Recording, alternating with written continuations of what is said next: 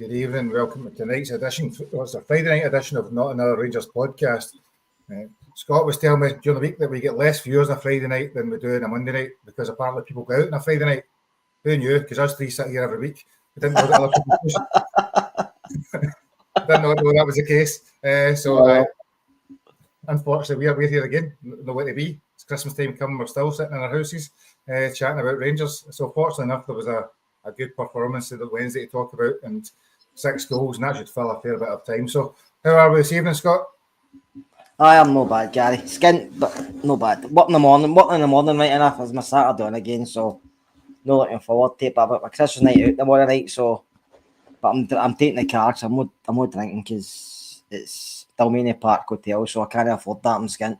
Can you go home for there? There's no way to go home. No, there isn't.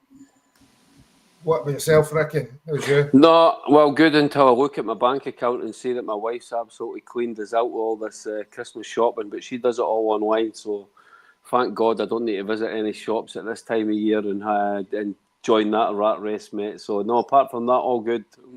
If it makes you feel any better, I've got 4 kids, so for Christmas, and it's my daughter's birthday tomorrow as well, so I've got to add, so you add that all in, so it's going to be a tough month. It'll be a tough month, and I get to an age when small things don't matter. It's big items that cost a fortune. So looking forward to that. So tonight we're going to obviously talk a little bit about what was our most positive domestic result of the season on Wednesday night, where we beat Kilmarnock 6-0. And I didn't know the history, but I'm sure it was many years since we beat Kilmarnock by a scoreline like that. So we'll talk a little bit about that game. We'll talk about the AGM and the non-questions that happen at an AGM as these things are. And Commod's press conference, Nico Raskin's press conference, and then we've got a game on Sunday up at Dingwall against Ross County, who were the scourge of Rangers last season and effectively started the demise of our league title campaign, if I remember rightly. So let's talk about lots of positives, especially on Wednesday night, which is really positive. But the most positive thing for me, I'm going to show you this now. I met Scott at half time, right? So I've been doing this pod for a couple of months now. Met Scott at half time. Was in his pocket, pulls out Not Another Rangers podcast merch. You know you've made it when you get a mug. That's when I thought that was it. I'm really here. There's no getting away now. So that was my highlight of the game. So forget the goals, forget the 6 goals, forget my hero Tav scoring a goal. It was a mug at half time that made it all for me. Ricky still to get his, but I know, mate. Jesus, I've had the most appearances. I've had the most appearances. I've had no booze, no mugs. You're too tight. You're too tight to send stuff to Cyprus. I send you that stuff to Cyprus, you end up have to send you super glue as well, so we can build it when it gets there. Mostly Scott, it's not going to happen. It doesn't happen. You just need to come back one time and get it. I'll be waiting for you. I'll send it to your mother and she can pass it on to you. Yeah, good move. So anyway, that wasn't the highlight, obviously. The highlight was a 6-0 win against Kilmarnock. So we went into the game. I think what happened on Monday with the chat about the game, we weren't massively positive. We thought it was going to be a tough game, although we did think that Rangers would win. And why would we not? Because we would always think that in most games. Ricky was most positive. So we'll come to Ricky first then. What was your thoughts on the game overall on Wednesday night? Before we get into some of the detail. Yeah, very happy, mate. Everything that we said, and to be fair, everything the team has not been doing in Scotland, for some reason it all clicked on the night, and so many positives to take from the game, and you've got to give the manager a bit of credit. So I'll start with your favourite, Tavernier. I think that was his best performance in a year in a Rangers jersey. I thought we all think that he's finished, and we didn't think that Tavernier was still there and it was possible for him to perform like that. So credit to the manager and credit for Tav for putting on a performance like that. Raskin, wow, he's going from strength to strength in the midfield on his own. We were all calling for Connor Barron to be dropped. So now there's going to be huge decisions for the manager to make for the cup final and stuff like that, because it worked fantastic with Raskin being able, and I thought his press conference was, I know we'll speak about it was really good today. He said a lot of interesting things, which is unique for a player's press conferences, because it's normally the same old boring sound bites that put you to sleep. So that was very good. I thought the front three is especially worked. They just clicked together. Igamane they didn't know what to do with him because he's completely raw. Nobody knows he's going to be a fan's favourite. I think we just need to stick with him and pick him in and out of the team for the right matches, and I think he's going to really do well here. Danilo worked hard, got a goal. We needed that goal because he missed 2-3 really chances he should have put away. So if he'd come out of the performance with 1-5, 6-0 and he hadn't got a goal, I think fans would be starting to doubt his finishing ability. So it was great, and you've seen how excited he was when he scored the goal as well. Czerny, great again. Czerny, good again. So no, very positive night. 6 goals. Second half, we were absolutely electric. I thought the first half, I say it all the time with this team, Gary, we need to get that first goal. This team completely changes when it gets that first goal. And what a ball from Hagi. I forgot to mention Hagi. What a pass for that first goal. Ball of the season. Right on the... I've been calling for it all season. Get balls from the left, get them into the right, and get the players coming down the sides to get on the end of these crosses across from Yefte, Tav, both sides. It should be happening. And that was a fantastic goal and fantastic result for Rangers. Yeah. Summed up a lot of the game really well there. So I'll come to you, Scott, before we get into the detail. What was your thoughts? We were there, obviously. We did catch up half time. I got my mug. Aye. It was freezing, Gary. I was freezing. Listen, I wasn't the biggest crowd into it. There was a lot of empty seats. I just think because of the weather, it's obviously the time of year as well, but just because you've not been playing great and people are thinking, I'm going to give this one a bye. But I was expecting a harder game, to be honest with you. I was expecting Coman to come out and do what they usually do, frustrate us, tough to break down, maybe looking to hit us in the break. But they never really threatened us. I thought we matched up to them very well. I was happy when he went Mega Man and Danilo. I didn't expect it, but I was very happy. And it just shows you he can change it. He's not as stubborn as maybe I've thought, and that was the right time to do it. He should have done it earlier in the season, but I think he knows now he has to in certain games. Listen, like, it's not going to work every game.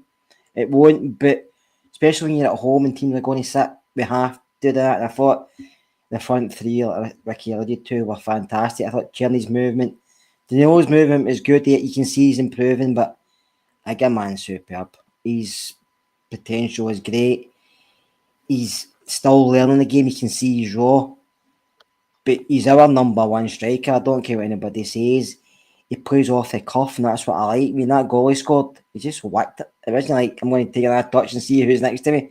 Just controlled it and hit. Do you know what I mean? That's what you like. Listen, he's going to have bad games as well because he's learning, but I'm happy to see that, Gary, rather than somebody just being very inconsistent. And get Dessers his due. I seen his first goal, I've never seen his second goal was away by that time.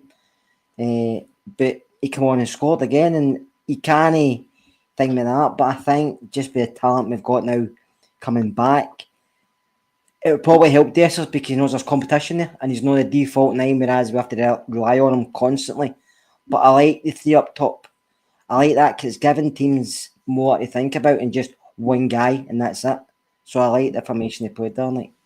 Yeah. Gary, I still think we need a striker in January, though. I think fans need to hold the horses a little bit. I know we're getting excited with Igamani and Danilo, but Dessers, this is the problem with Dessers. It's all right coming on when you're 4-0 up against Kilmarnock and scoring 2 goals, but what's he going to give us against Spurs and what's he going to give us against Celtic in the cup final? That's when we need Dessers to be the finisher. Suddenly he's moving and he's getting on the end of crosses. Where's it been when we needed him, when we didn't have a striker and his hold-up play wasn't there and everything wasn't there? So for me, we definitely still need a striker, and because if Danilo gets injured, and there's a good chance it'll happen again, Igamani is okay, but you don't want all that responsibility to be on him to be the main striker.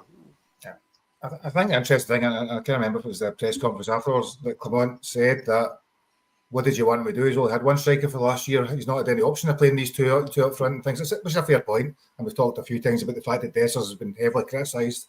But part of that is because he's just played week in, week out. And even though he was having bad games and many of them, we had nobody else to replace him with. So having 3 strikers with different attributes, if you mix them up properly and use them for the right games, the right times, you'd think it should be sufficient to do the majority of the season. Dessers will score goals.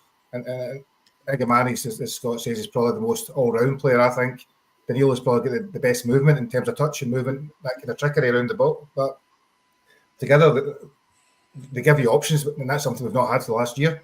I think that's probably the biggest thing. And you look at Hadji coming back into the team, you look at the Redvan come back for fitness, and a few others we talk, maybe options is where we're actually going to have that ability to make changes. So we look at the team, if I remember rightly, and I'm trying to remember because days go by, Balogun come in for Proper, Diamande come in for Bajrami, is that right?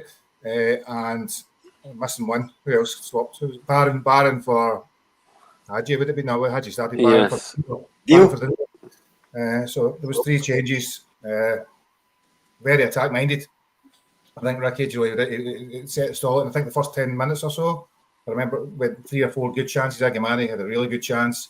A couple of things in the box, and we should probably have been 1 up pretty early on. That first 10 minutes. The tempo was a lot better. You could see the passing was a much crisper.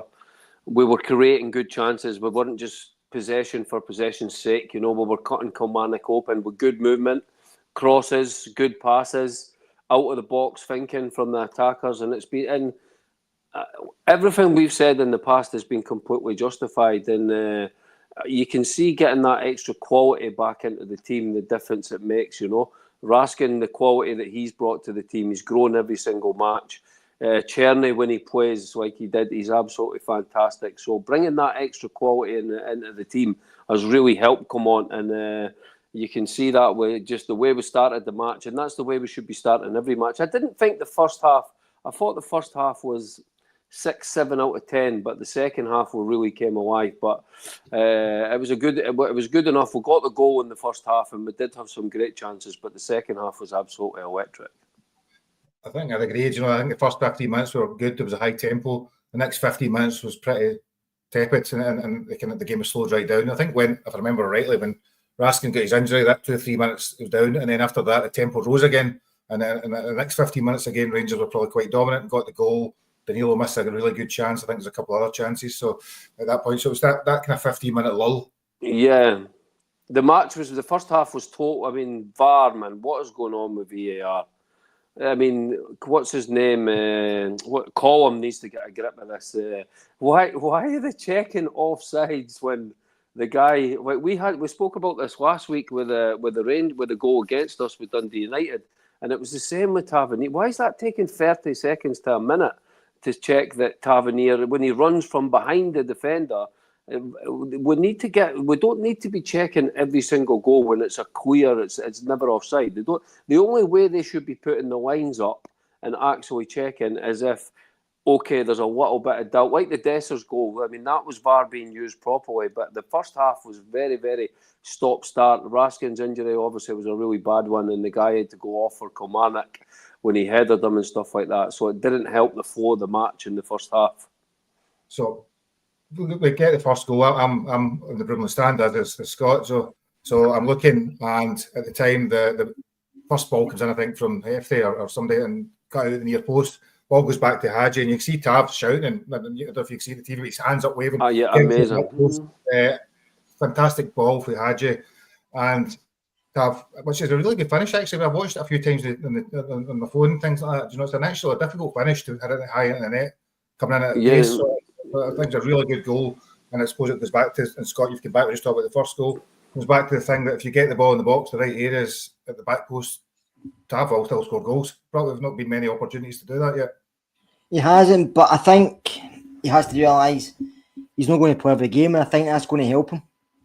Listen, I've criticised him, we all have, but he made a great run. I felt the defender was caught on his heels, to be fair, but he made a great run. He put it away. It was a good finish, and he got an end it, but the ball for Hadji was superb, and he's probably the only one in the team who could have spotted that.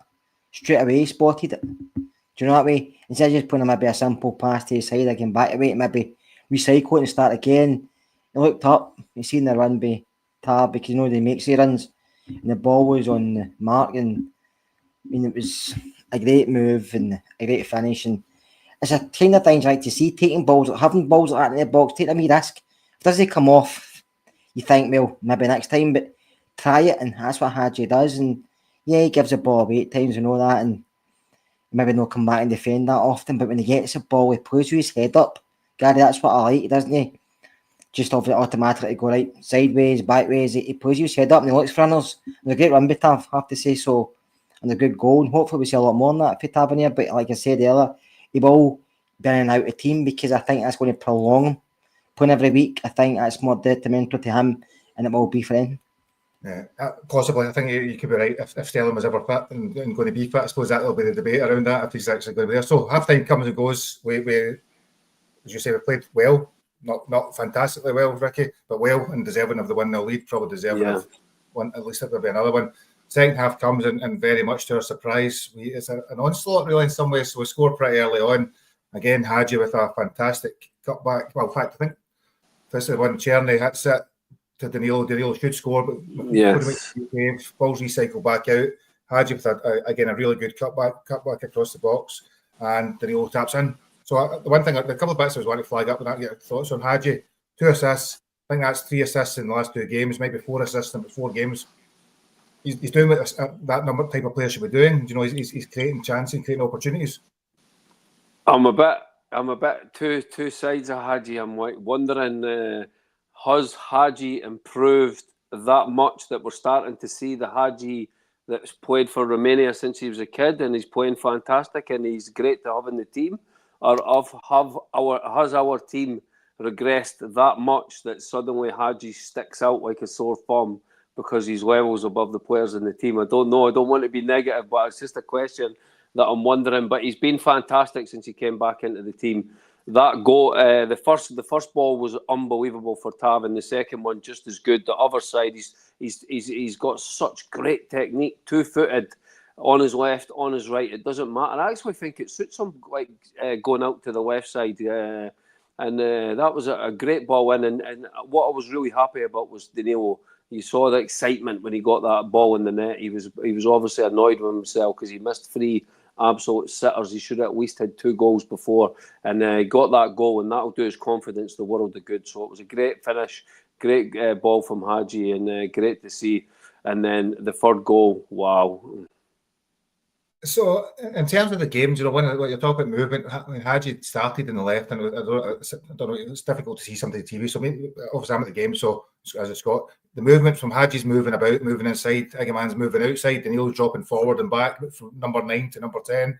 Cherny's even moving further across. There was lots of rotation, to use the football words, lots of rotation, lots of movement, stuff like that, and it was different than what we'd seen. I think Scott, you know, that at the game it looked as though that Kamara didn't know who to pick up half the time because they were constantly moving. And to be fair to Diamanda, he was sitting there picking up the ball, him and Raskin winning, and making sure the ball was never getting further out of their half, and just keep pressing them, pushing them back. How about you, Scott? We were, Gary. Kamara couldn't get out. They were trying, but they just, every time it came out, it never stopped. Vassell couldn't hold it up. The boy watched, and I thought he was trying, but he was getting suffocated because we were just running the ball off him very quickly. But on the movement, I mean, you've seen at times when Cherny and Agaman actually swapped at one point as well. Went out to the left, Agaman went out to the right, but he didn't stay right, Agaman. He went out and wide at times, but he came back inside. Danilo was getting deeper or changing. They were all interchanging, which I like to see that because it confuses defenders as well. Because 1 minute your right back's picking up somebody, the next minute it's the left back picking up the same guy. So you have to interchange. You just can't stick to this rigid formation and think, right, this is the plan, don't change it. So they were actually doing really well.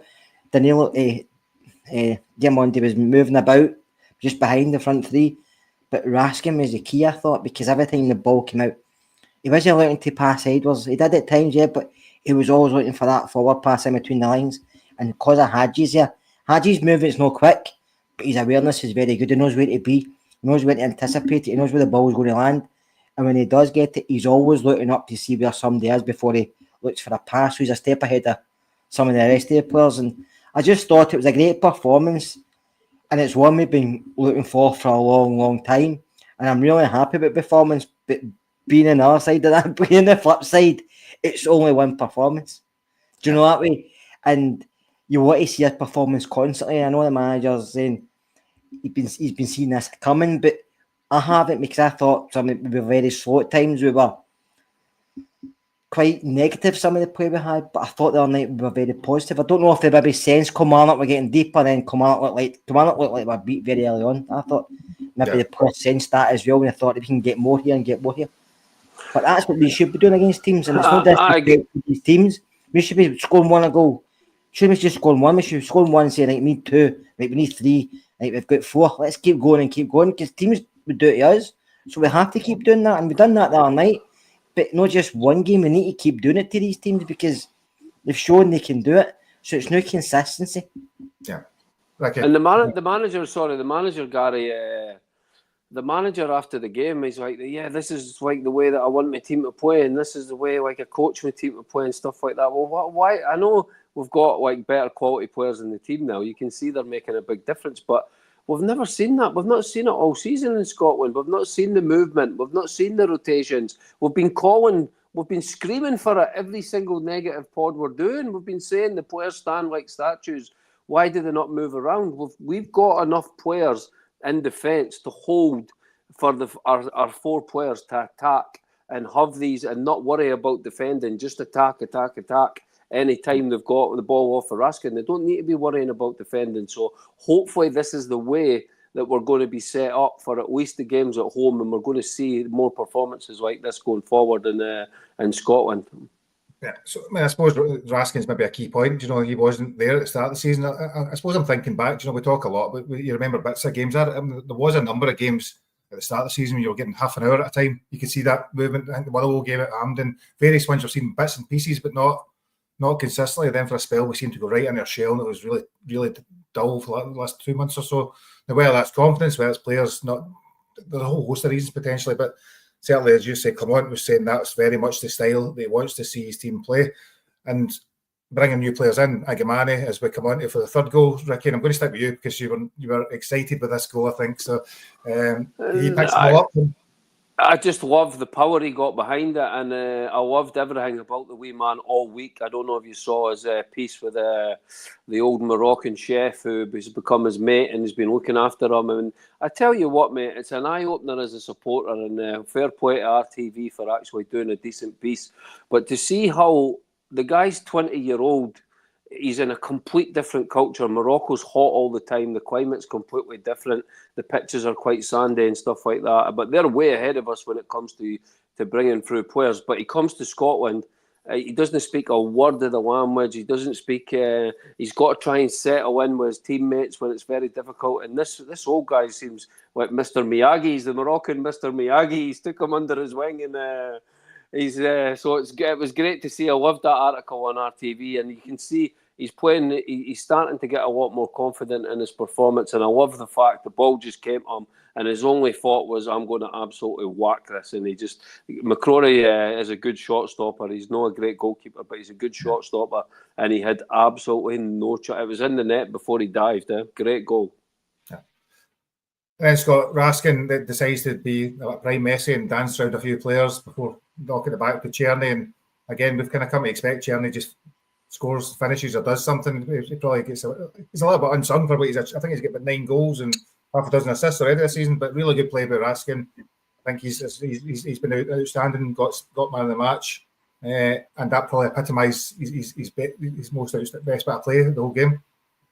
It was, but he's got a lot of confidence back into Raskin. You can see that the way he plays, and he's shown now what he can offer. Listen, we've all criticised him at points, but he's been unlucky. He's had a lot of injuries, and before he came to Rangers, by all accounts, he wasn't real injured. But that's just one of these things that happen. As soon as the players come to us, they get injured. It seems to be you sign for Rangers, you get an injury as well.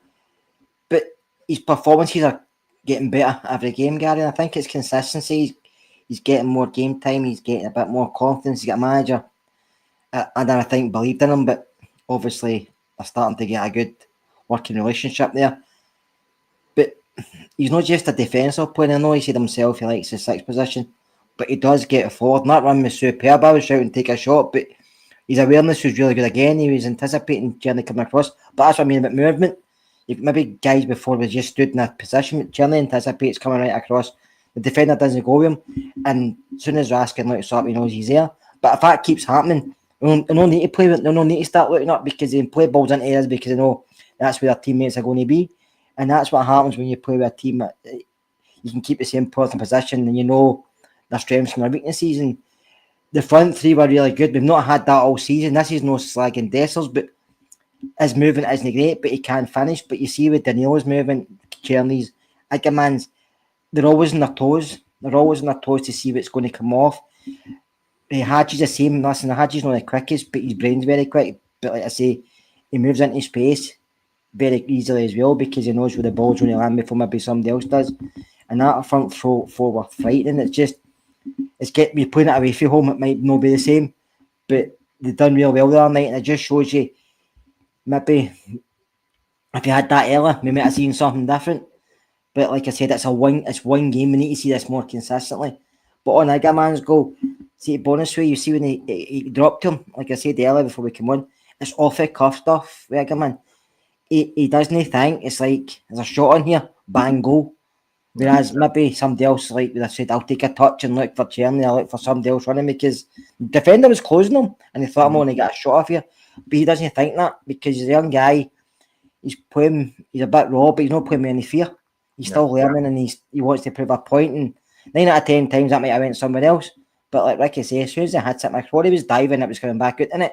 Reminds me of David Cooper's free kick against Aberdeen, that was coming back out in it when Jim Leighton dived. But no, it's good to see guys like that, and it's good to see him trying that because even if it didn't go in, it's good to see that because it gives defenders another thought as well. It's like, well, they're not always going to pass, they're going to take shots, and we as a team don't do enough of that outside the box.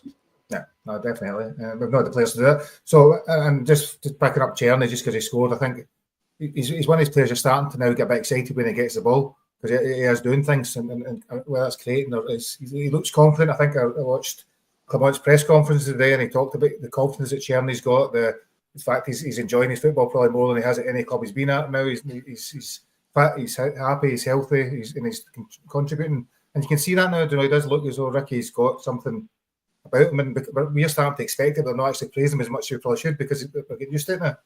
I'm worried, mate, because the way Comark was speaking as well, he was quite the guy was trying to get out of him, saying, look, you need to get this guy signed. You don't want to lose on the same as you did with Seema and Tillman at the end of the season. And he was very coy, like you could tell. He's like, yeah, but I think he's going to be a bit pricey. He's going to want 4, 5, 6 million. But for me, these people that were at the AGM that have got all this money that tell us they're doing a great job, they need to find this money to get this player signed at the end of the season because his numbers are unbelievable. I think he's top scorer in the SPL, but I think there's a bunch of them. I think Dessers might be in there, Callum McGregor, a few other weird names on that list. But the numbers, the assists, the goals, every single match now he's actually doing something. He had maybe 1 month where he went a little bit off the boil, but ever since then, and his incident with the fans, I think the people must be really nice to him on the street and that when he's meeting people, and he really he feels it as he can feel the city and stuff like that. And we need to get him signed up, mate. I really, really think that we've found a really good player that we could really do the business for 3 or 4 years for us. And I would love to see us make it permanent. And he's fit all the time as well. It's not just the fact that he's playing well. He's fit. He's always available. He's playing for his international team. He's available to play for Rangers. So please do not let this one slip through the net at the end of the season. Imagine we start first game next season because on number 8, right wing, be like, oh no, come on. No. So we make a few subs at this point in time. Scott, off goes the front three pretty much. So and on comes, I don't even know who else going. Ridvan, Dowell, and so was it the only one that matters is Dessers. He come on, bangs in a couple of goals, shows people what they were missing for the rest of the game.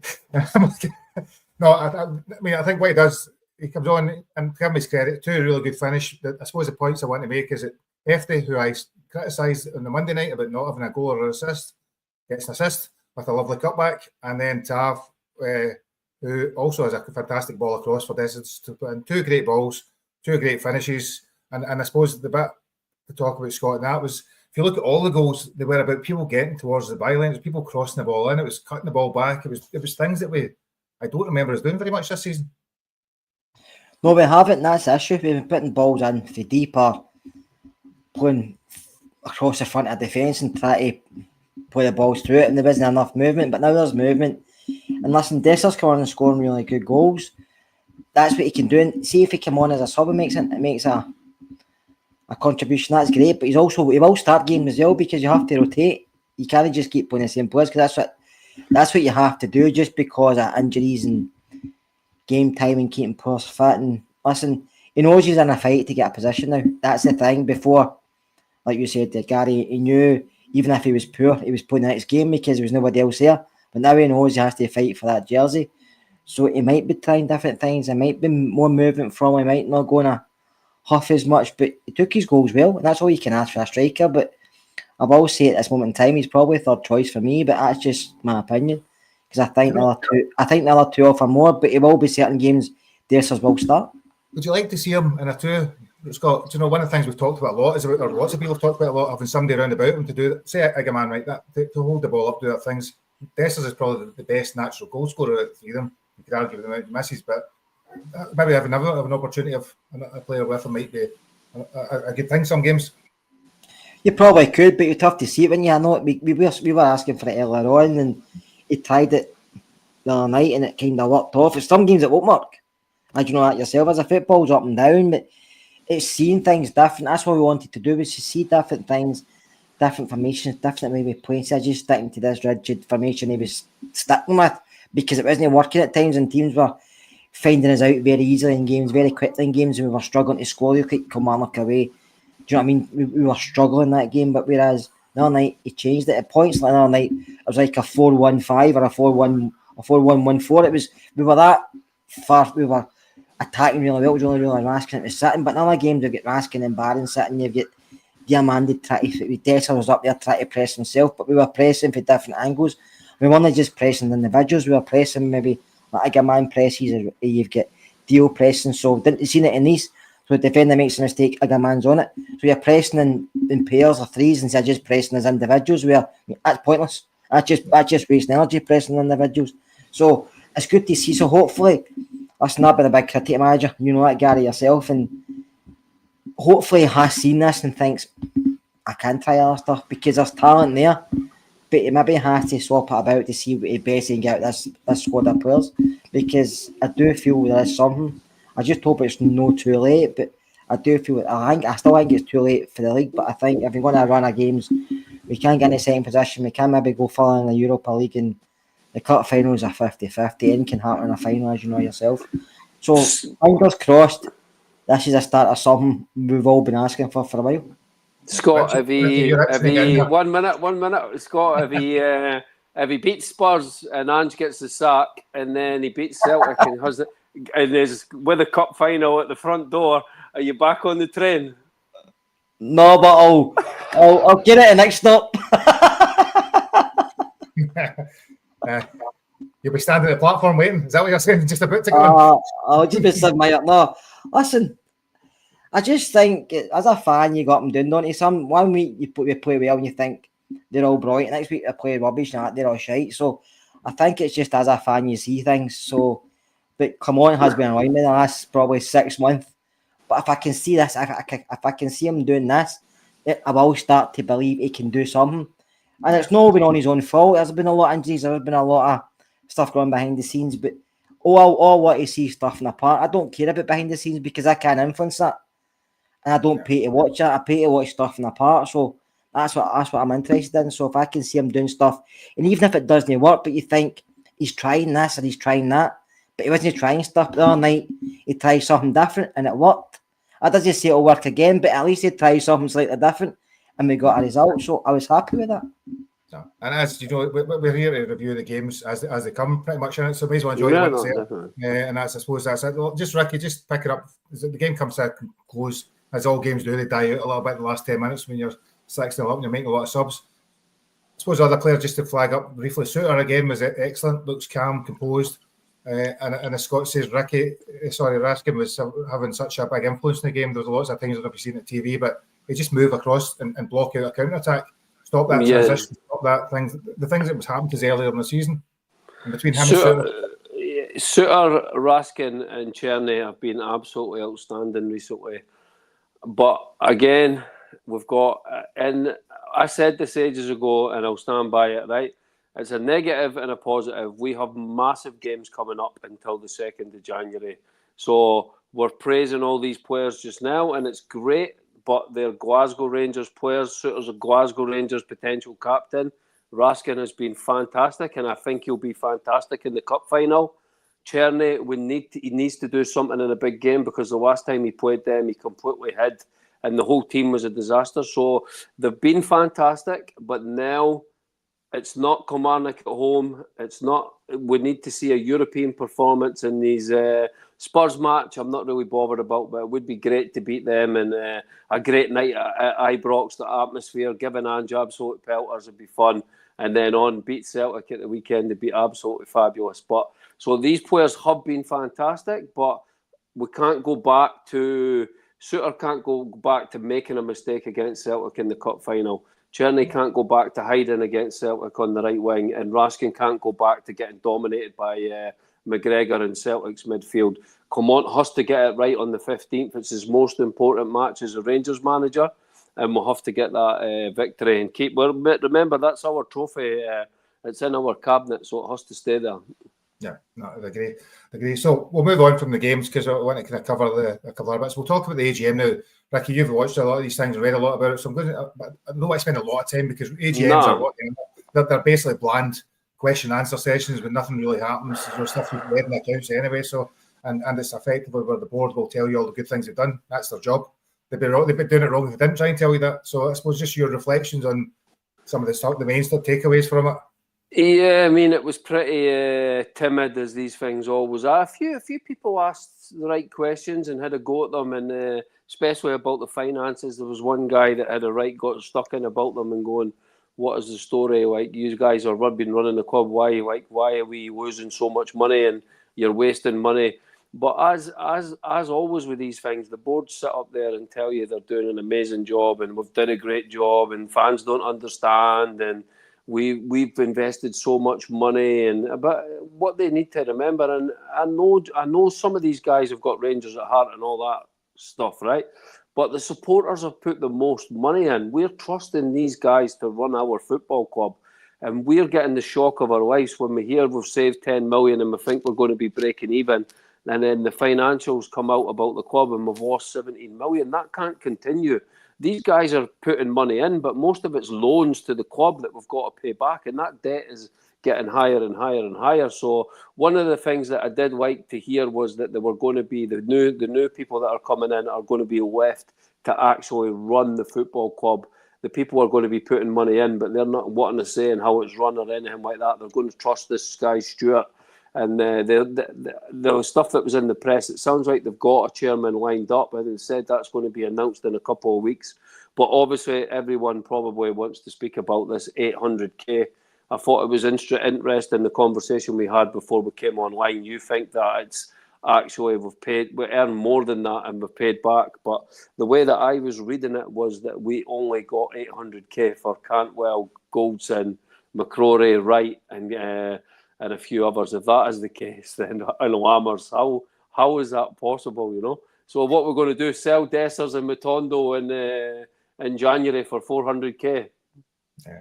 No, I mean, the 800k thing, I don't understand it. So when players get transferred and the media know things about fees, because fees get communicated, when Lammers went for £2.5 million and Goldson was 800,000, whatever it was, all these things surely weren't made up at the time. So if that's the case, and X amount was coming in, something else must be happening. You know, I'm not sure how it works. Whether it's paying back existing transfer fees for those players, whether it's paying money towards their wages over a period, whether it's some sort of accountancy thing. I don't think it's as straightforward as we sold 5 players, all combined, they gave us 800 grand. I think that's probably nonsense. But at the end of the day, the very best you made in terms of profit was 800 grand, and that's still not sufficient for 5 guys of their ability. And that's where we went badly wrong over a number of months and years, and that's part of the problem. Scott, I don't know if any AGM to pick up on any points there. AGM is the board are happy as long as the fans dig deep. They're happy with European money. They don't give a shit if we finish second. That's my take for the board. That is, they don't give a shit if we finish second as long as the fans are buying season tickets, the fans are buying merchandise, and they're still getting the money for Europa League or whatever. They think because they're Rangers fans, they think the fans will be fine with us. We don't want that. Listen, we're a badly run club. We're probably one of the worst run clubs in the UK, probably Europe. And you can see that. Listen, the money they make off these players, I can understand sometimes your money for Lammers, so instead of you paying it, you get the club he's going to pay it to the team you bought him from and stuff like that. We understand that. But that was just this. I was just got the wages, Gary. That was just to say these players are on high wages. We need to get the wages down. No 5 whatever. Just let them go for what we can. We've done it fucking 12 years ago. Do you know what I mean? And that was bad times. But this is similar. It's like we need a wage bill down. So there's 5 guys here. I don't care what we get from them. Get them off the wage. Get them away. And that's what they've done. We're a very poor run club, and they need to. The board have done well with getting us loans, but they're getting the money back, and the parts don't really say much. They invest money, but they probably take just as much back. Bennett, to me, still made the worst mistake ever in giving Clermont an extension. And I know I've praised Clermont, but that extension was pointless. The board haven't been there for us. The board have been there for them. I have helped the clubs maybe stay afloat, whatever, at points, but they've not done a lot else. The wage bill's the issue, because that was them that put Ross Wilson in charge. It wasn't us that put Ross Wilson in charge. That was them. So they're just trying to make up for their own mistakes, not the fans' mistakes. So we're a very poor run club, and until there's people in positions where we can be better run, then it's not going to get any better anytime soon. But would you trust this board to put guys in place? No. Because Malcolm Offord, whatever his team is now maybe no coming as chairman? Why is that? Has he looked at his club and thought, that's a bin fire, I'm not going anywhere near that? You don't really know, because I wouldn't trust any board members. If they said to me, give me a tenner, I would say, no, she'll give me it back. I wouldn't trust any of them, and I don't care if they're Rangers fans or not. They're not very good at running a football club. Gary, they keep every AGM, they keep going on about breaking even. Oh, we're going to break even next year. We're going to break even next year.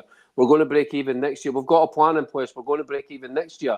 And all the money that they keep putting in, we'll have to pay them back on loans. And it's these guys that are wasting the supporters' money. Even me living abroad, man, I still spend thousands every year on Rangers with your merchandise, RTV. Oh, you guys are at the games spending absolute thousands, and they're wasting our money, man, and that's the most frustrating thing about it. So for me, we need to see a big improvement with these guys that are coming in, and the club needs to go in a complete different direction, because how they're going to make up the 17 million, I'll never know. No, and another thing, I only play devil's advocate slightly, and that's just because I think it's worth it, is that if you look at the decisions over the years, building Edmiston House, doing a lot of these things, most of us at the time would have agreed with a lot of these things. That's sometimes the problem. Is it's easy in hindsight to say that they got them wrong, but a lot of these things were things that we wanted. That the disabled facilities, a lot of the players we bought at the time seemed like they were going to be good signings. So sadly, when they're failed, then the board take the responsibility. So which is something. And if you're winning, it doesn't matter. If you're losing, the board need to take the flak. That's as simple as that. Sorry, Scott. On mute. They're also the same guys that gave Ross Wilson the keys and said, you do it what you want. Also the same guys that say to Michael Beale, here's all this money, you do what you want. So you can't blame Edmiston House. I like Edmiston House. I think it's a good thing to have. The disabled thing, I think, is really fantastic as well, because the disabled facilities really, really needed upgraded. But because they have their 2 pluses, you can't discredit the shite that happened. Do you know what I mean? Because they're running a football club that's been run for over 100 years.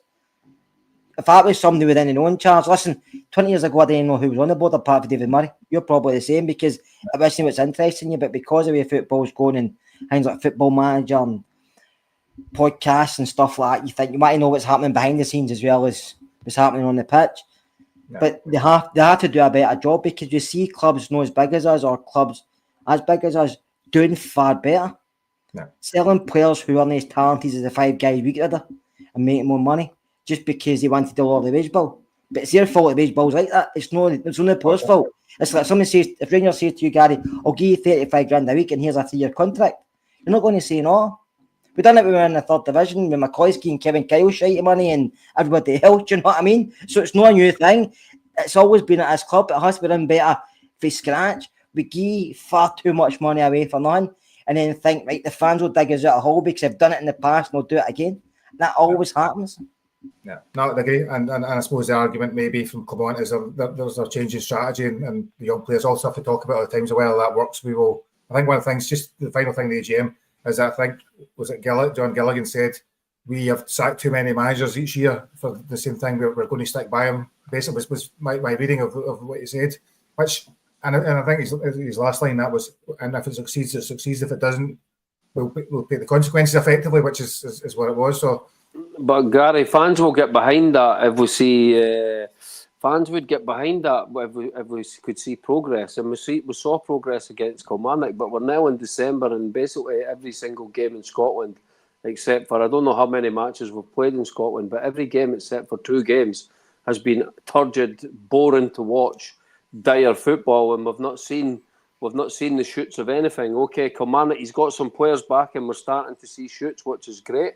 But now we need to continue that. It's not, we can't go back to up to Ross County and we draw 0-0 or we draw 1-1 or it's boring and it's turgid. We need to keep that going, 100%. We need to win games. That's fundamental. As I've said, we can go on as much as you want at boards. You just need to win games and start winning them better than just before we go, Gary, that was a pointless statement because you can't use that as an excuse. You sack 20 managers. That's not an excuse to not sack a manager. And it's also not an excuse to keep him either. The managers live and die by the results. And if Celtic hump us in the final and hump us in January, the fans will be happy with John Gallagher. Anyway. We're staying with him until next season. Do you know what I mean? So you see the managers everywhere. They play if he beats Celtic in the 2 games and gets through in Europe, he should stay. Do you know it's the same thing? I know it's a flip-flop side, but so it was a pointless statement. It was him just trying to protect. It's him just trying to say we gave us extension, contract, and we're sticking with him no matter what happens. But it doesn't work like that because they don't like to see empty seats at Ibrox. They don't. The board hate that, and if people stop going, no matter if you get season tickets, you're not spending money when you're there, and they hate to see that. I think that's the biggest thing. So when you look at, we're talking about AGM, and just to finish it, we've obviously going to lose more money next year. We've spent a fortune going to Hampden. The crowds are down. The money's not coming in. We spent more money on the Copeland Road thing. So I'm not expecting good financial figures next year. But the worry for me is, and I was at the game on Wednesday, and you're looking at the crowd and you're thinking, I know it's wet, I know it's cold, I know it's December, but there's still ain't enough people here for a game against Kilmarnock, and that's the worry, is that the apathy is setting now. The only way to change apathy is to get good results and continue to get good results, good performances. That will bring people come back quite quickly because they paid money for it. But this 1-0 wins against our tight games against Dundee and the D90s and that stuff isn't what people want. They want to see more of what we've seen on Wednesday, and that's where we need to get to. If it happens, oh well, good. If it doesn't, you're out of job. As simple as that, Yeah. There. So we'll move to the game on Sunday. So taking us to the next game, we go Ross County at Dingwall. You cannot remember the time. I take it's midday on Sunday or round about then. 12 o'clock, I think, is it? No, it's on Sky, so it'll be a 12 o'clock. 12 or half 12. 12 or half 12, aye. So Ross County Dingwall last season, as I say at the start of the show, we lost there 3-2, I think it was. I'm trying to remember how. I've tried to block a lot in my mind. We lost 3-2, and it was a horrendous performance. Don't get me wrong, Ross County were excellent on the day and scored 3 quick breakaway goals, went it over the top, the ball over the top that we hate so much.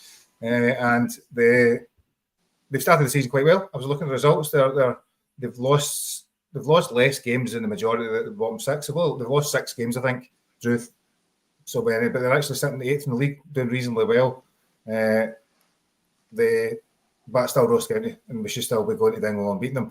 So it's looking to the game, Ricky. I suppose I'm interested in the team because we've got 2. But you've talked a few times tonight about the big games coming up against Spurs and against Celtic. Where do we see this? Well, right, I've changed my mind about 20 times, so I'll probably change it in the next 5 sentences. No, for me, same team, 1-6 now, exactly the same team that started Kilmarnock starts the match on Sunday, 100%. Get the same performance. I know it's hard on Barron, but to be honest, Barron wasn't brought in to just be starting every single match. So he has been good since he's came in. He's been fantastic, but circumstances dictate. It's the same as Yilmaz. It's the same as a few other players. If you're out the team and the players perform like they did on Wednesday, you've got to stick with that lineup. So Ross County, exactly the same lineup. Tottenham on Thursday, you have to give some players a rest. So you have to rest Balogun. Danilo for 100%. Don't start Danilo. It's a perfect game to start Dessers. He's been not bad, and you're not making the team that much weaker. Bring Barron back in for Tottenham. So change maybe even Yilmaz against Spurs. Maybe change 4 or 5 to rest for the cup final. Same team, and if we perform the same way as we did against Ross County, your team And I know you're going to say Hingy, but the only player that I worry about against Celtic with Maeda is still Tavernier. I still would play Sterling in the cup final, and I would play him against Tottenham as well. I would definitely play him in the cup final because I think that when they see Tav on the lineup with Maeda, he just tears it. He's like Roadrunner, that player. He presses. He's fast as anything. Tav has nightmares about him. That's the only change I would have for. So there you go. If you gave you the 3 teams for the next week. I know. I lost track of the Ross County one there. We moved a few weeks in advance. So just to clarify then, Ricky, we're going for the same team on Sunday, pretty much. Same team on Sunday, mate. Same team, exactly.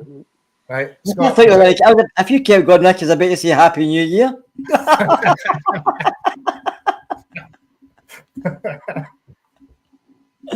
Oh, What about yourself, Scott? Would you be looking at a similar team or make some rotations? I'll probably keep the same apart if I bring Barron in for Dio. I think if you're going to go up there and concentrate on Ross County, then we've been bigger problems than I thought we were. Listen, Ross County have done well this season. They've won more points than they probably thought they're going to have done better than a few of the teams that's in the league at the moment, like the two Edinburgh clubs. But we should be going up there and winning, Gary. I don't care what anybody says. And if they're going to go up there and worry about Ross County, then, like I said, the other manager and the fans have got bigger issues than we think. But I'd bring Barron just to give him a game time. Dio come out, I'd play Dio against Spurs. Barron on Sunday, and then I would leave Barron out against Spurs and play him in the final. I'll go like Ricky, I'll go on a tangent. I think we have to switch players in again. If you can play the same team against Ross County, starting apart for bringing in Barron, and you get 1 or 2, you get 2 or 3 goals up, not even 1, maybe 2 or 3. Then you change it and bring on Dessers. But I don't know why he keeps bringing on Kieran Dilley mentioned in his presser, which I watched mentioned about young players, right? And I totally agree with him. There's a big gap between the B team and then getting to the first team, right? But that gap in there shouldn't be involving Kieran Dilley. Yeah. Do you know that I mean? It's like you train with the first team, we'll give you minutes. Don't bring on for the last 10 minutes Kieran Dilley when you can bring on Finlay Curtis or Billy Rice, because you're up 6-0, 4-0, whatever. We were the other night. I know they played the night before. I know that's thing me, but just in future times, you want to try and get some of these players into this team the rest of the season at times or for next season. Because see, if you don't, these guys are just stagnating, and then we end up giving away for nothing as well. Because their careers no going anywhere. It's just there because I know training's fine, but Finlay Curtis has scored about 40 or 30 odd goals a season or something. If he's training in the first team, bring him on for 10 minutes when you're 1-3 or 4-0 instead of bringing on Kieran Dilley. And this is no a slight at Kieran Dilley, but he's a player for our future, Kieran Dilley, isn't he? So let Finlay Curtis get 10-15 minutes. That's what only time on the manager. But Sunday we should be going up there winning. We should go up there winning easily on Sunday and resting players for the Spurs game. Spurs game will take care of itself. It's a European game. Spurs will come with quality. I know they've been poor, Gary, backing up and down Spurs. Don't know what Spurs are going to see, Jekyll and Hyde type of team. But the quality Spurs have got, the Son up front and Kulusevski up front and players like that, they don't miss many chances to get opportunities. So it will be a tough game, but one eye should be on the final. But also you don't want to get humiliated against Spurs, so you have to be careful what he does. But Sunday, you concentrate on that and just go up there, get 3 points and back up the road. But we should be winning by 3 goals at least. So Rick, I'm just going to talk about young players thing because that press conference was quite interesting. One of the things he said was that he, and you know, I've been quite critical of Clement's press conference. I actually thought his last 2 after post-match on Wednesday and today was probably the most interesting and probably intelligent stuff that's come out with. But he was talking about the younger players, and what he said is that he's now brought them into the training with the first team, and a lot of them train all the time with the first team now, which wasn't the case previously, which is one of the ways of trying to develop them to get to a stage when they can compete. That kind of seemed to be what you're suggesting. Yeah, no, it was.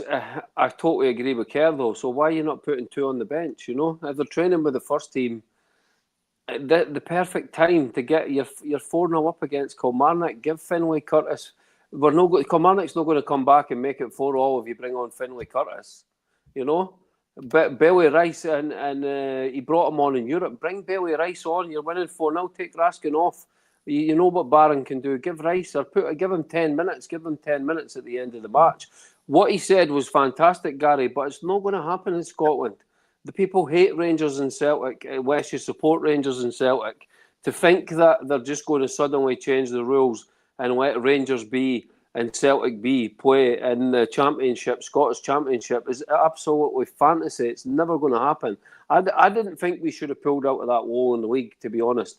And when we were in it, we didn't even win it. So I didn't really understand the argument that it was like so many levels below us. The players, you don't have to play your best B team players in the fixtures. You could still be playing. You could still be playing the other matches that they're playing just now, and get them playing 2 games a week, and split between the 18s and the B team, so they are getting at least minutes against men, you know. Because we weren't when I thought it was a bad, and it was Michael Beale that pulled us out. Michael Beale, the man that's got all the answers to all the questions, he pulled us out. He pulled us out, and then he swagged off a decision on Twitter with his alter ego. That was what a weird man he was, but it was his decision to take us out of that, and they should never have done it. I think we should try and get back into that, because it's the only thing we've got, you know. I don't think, and I follow the B team. I hate that the games are not on YouTube. I would watch all the B team games if I could. I always watch the highlights. They were unlucky. Last week. They got NCAA got sent off, and then they were totally on top. They were doing well. They were winning 1-0, and then he got sent off for an off the ball decision, and then they came back in and lost 3-1. But it's good experience for them. But how are they going? How are you going to bridge that gap? It's all right going on about stuff that's never going to happen. So, and trying to change Scottish football. Welcome to Scottish football. Come on, you know this. So we need to think about. The solutions have to be within the envelope that we've got just now. Not okay. We need to do this. We need to do that, because it's never going to happen. You know. No, I'd agree. So we'll come to the scores, then we'll come back and see if there's anything else we want to have not covered, because it's been a busy week. So, Ricky, stay with you then. So your scores and scorers and what you expect for the game. Yeah, I went 4-0, 1-6-0, so I was annoyed with that because I thought it was going to. So, no, 3-1 Rangers on Sunday. I think Ross County will get a goal, but I think Danilo will score, Igamani and Cherny 3-0. 3-1, good. It won't be a perfect performance, but it'll be a good performance up in the Highlands. I hope it's not too windy or like peeing down with rain just to ruin the match. I hope the guys, okay, it's going to be freezing cold, but I hope the weather is not too grim for the players up there. Yeah. And Scott, I don't know if there's a storm. It says there's a storm every week, so I don't really know where we're at. We're storm now. Weekly storm. What's this one called? Dara or something? Or Dara? I don't know what it's called. It used to just be called winter. I know, but it's good TV into telling your storm's coming. Make you forget about your troubles and stuff like that. You have to batter down the hatches for storms, get the candles out and stuff. Remember candles? Ricky had his Holy Communion candle, didn't you, Ricky? No. But no, Sunday I think it'll be 3-0 if Balogun plays and 3-1 if Popper plays. I think Cherny and Danilo will score. Come on then, Gary, give us your score. So I don't think it was good. I think it was 2-0. I think Otavo scored, because he does score a lot at Ross County, if I remember rightly, over the years. It's one of the grounds he scored a lot of goals. Up in Dingwall. What about your team? Team, I think that the same. I'd maybe play Ridvan, to be honest with you. I think he needs to get game time. Good shout. I'd probably go with him. I'd probably play Bajrami. Does he come back into the team somewhere? No, take Hadji out. Oh, it's a big shout. No, maybe not take Hadji out. Maybe take Diamande out and drop Hadji slightly further back and put Bajrami in. And there's a fair chance that Danilo, after his injury, might not start the game. So maybe Igamani and Dessers up front. So that would be fair. That would be fair enough, because we're all excited about Danilo. He's came back in, and you can see the difference he makes. But we do have to watch that we don't push him too much, and we've got big games coming up. We have to be careful we don't push him too much. And that can he play against Spurs, but can he Danilo? So that's right. He can't play, but yeah, that's true. So Sunday, hopefully, we can Hadji. So 60 minutes out. The good thing is we've got options, though. That's the thing, you know. And what they say, Cortez and Matondo are on the way back. Matondo's ready. Matondo has to be. What's Gary? Come on. Matondo his injury. Do you know what? It does give you options on the left hand side and they're both back in full training. So although I don't think it'll come too soon for them, I'd imagine on Sunday, and there'll probably be another. There'll be a lot of defenders in Scotland at this moment in time laughing their heads off. Matondo coming back, you know what I mean? it's an option. Do you know, as a substitute, as one of the guys I think is a sub to come on the last half an hour of the game, his pace would be an option for us. You know? He actually was playing. He actually had his best 2 games for Rangers before he got. He was disastrous at Parkhead. He disappeared and got injured again. But again, he was the one against Ross. He's not got enough. Yes, I agree. Listen, we should have got rid of him against Norwich. I'm not sticking up for him, but he did. It was his best form we've seen in a couple of games, and you thought, okay, maybe we've got something here. But then he went to Parkhead and completely disappeared off the face of the earth, and we've not seen him since. Which is, it was 8 weeks, and now God knows how many weeks it is since he's been out. You know, as for Cortez, cancel that obligation to buy, pay the penalty, and buy Journey. Tell you, interesting. I think if he is fit, him and Matondo's fit, do you know, you think by Rami and Hadji and Lawrence moving into number 10 when Lawrence is almost fit, you've got a bit of a depth now if we don't get a lot of injuries, which we've not had all season, so it might start to give a lot more flexibility, but that's for another day, isn't it? That's not for tonight. No, what we'll say about, come on, talk about the youth. I agree with him what he was saying about having different leagues, but as Rick alluded to, it's Scotland. Teams in Championship and League One are only going to want other teams for the top league in there. It's not going to happen, but I think they have to play in a league somewhere. I think they have to, because they're trying to pick matches against folk. They're looking for opposition all over the place to get these guys games, and it's not great for them because that's actually one of the reasons why it might stop guys coming to Rangers as well, because they're going to other clubs and getting reserve football and then moving into the first team as they're coming to here and they're thinking, right, I've got a friendly in a couple of weeks. I've got another friendly in a couple of weeks. There's nothing there concrete, do you know what I mean? So we have to do something. The Lowland League was okay. It wasn't great. You were up against a lot of guys who, to be honest with you, weren't the footballers, but they were tough and ready. I watched a couple of games and they were just in it for the physical aspect. But it helped the boys build up that side of the game. The football wasn't great, but it helped them physically, and that's sometimes what they need as well, because that helps them playing against guys a lot older, not older, but a lot stronger and stuff like that. So it's interesting where it's going to go, because you're putting one into your academy every season. If you're not eating the rewards, and you can turn around and say, then what's the why are we putting that money in, and do we need to keep doing it? Because a lot of teams stopped that just through COVID because they couldn't afford it. So you want to get 1 or 2 players coming in maybe every couple of seasons, but you're not going to get 5 or 6. That doesn't happen. But I like Sir Curtis and Rice, and I like Cole McKinnon. I have to say I really like Cole McKinnon, but for some reason he doesn't get a game time. But I think there's guys here. But until we see them, Gary and Nicky, consistently playing minutes or games, like against the cup game against us at Fraserburgh, we have to play the guys against them. But then we get beat people one. But when you're going to see these guys playing, because if you come to the end of the season and they've still no minutes under the belt, you can't keep giving them another contract. It's pointless. Mm-hmm. Yeah. So we've been over an hour now, so I think there's been a lot to cover. Well, you never think it starts a lot to cover, but it does go by very, very rapidly. It does. So I don't know if there's anything else that jumps out that we've not covered tonight that's been happening over the last couple of days. Ricky, you're always more up to date than we are. Some of these things. Not really, mate. I think we've covered everything. You know, massive week,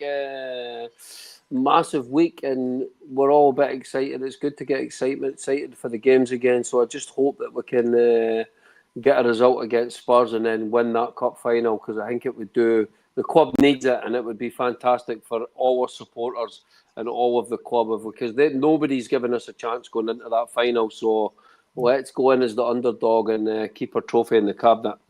Perfect. Now, and you can rejoin us Monday night when Ricky will stay in the same things because he jumps that far forward all the time. Monday night, Ricky's into January's fixtures. He's talking about a Fraserburgh game.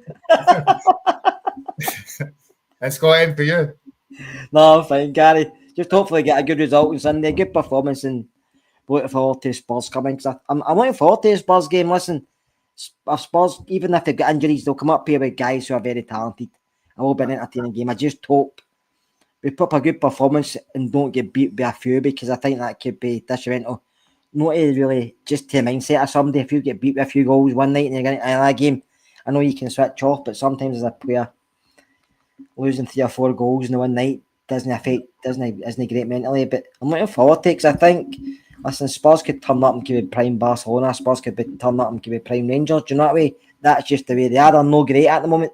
They're getting results, then they're not getting results. So it'll be a good game to see. I'm looking forward to it. Good. Yeah, and we will cover that Monday when we are back to discuss the game against Ross County and look ahead to the game against Spurs. And you know what? It has to be exciting. That's what you go and watch football for, to be excited and enjoy it, and have that anticipation. If it then doesn't work out, that's for after it. Before it, you should be looking forward to and the fun of it all. So thanks for tuning in, everybody. If you enjoyed, please like, share and subscribe, as we always say. We will be back on Monday night, probably the three of us again, because we don't go anywhere else. And nobody else comes on with us, folk, and nobody joins us. So again, if any of you are listening and watching and contributing in the comments, feel want to get in touch, you think you've been interested, you think you've got better stuff to say than we would, we're more than happy to have you on. So for now, enjoy your weekends, and we will see you next week. Bye now.